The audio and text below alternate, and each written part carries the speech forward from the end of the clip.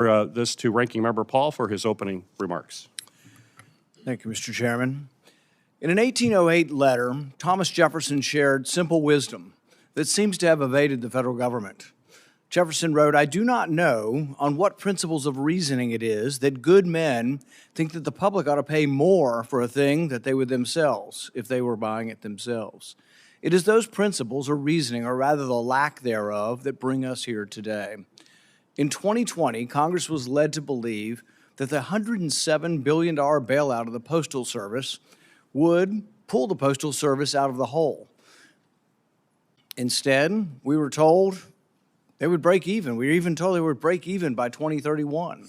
Postmaster General DeJoy sat in front of this committee in August of that year and stated, "I am absolutely convinced that with some help from Congress and our regulator, we can do it, and that there is a bright future ahead for the Postal Service." I argued that giving more money to the Postal Service was equivalent to burning money. However, that may have been a false equivalency because at least when we burn money, it provides warmth.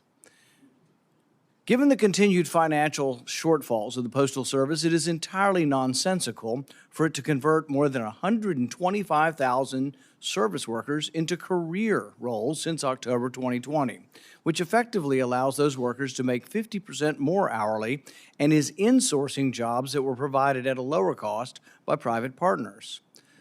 During the Postal Service Reform Act, I argued that no funding should be given to USPS without changing its labor practices. Instead, no labor changes were made, and now Americans are left holding the bag of an ever more bloated Postal Service. The service has tried to explain away these bad numbers due to costs that they cannot control. But the service is spending $9.6 billion in electric delivery vehicles and spending nearly $40 billion over 10 years to convert and build certain facilities into hubs that so far do not seem to work. This hasn't stopped Congress from throwing even more money at the Postal Service by way of $10 billion through the CARES Act funds and $3 billion more to buy electric delivery trucks. For those counting, that's $120 billion in funding relief in the past 4 years alone. While $120 billion is already an astounding number on its own, when you consider this sum relative to our nation's dismal fiscal condition, it suddenly becomes reckless.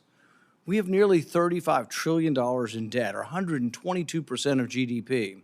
This is the highest level of debt this nation has ever had, and we show no signs of slowing down and adding nearly $1 trillion to our debt every 100 days. This year, we have already spent more to pay the interest on our debt than we have on our own defense.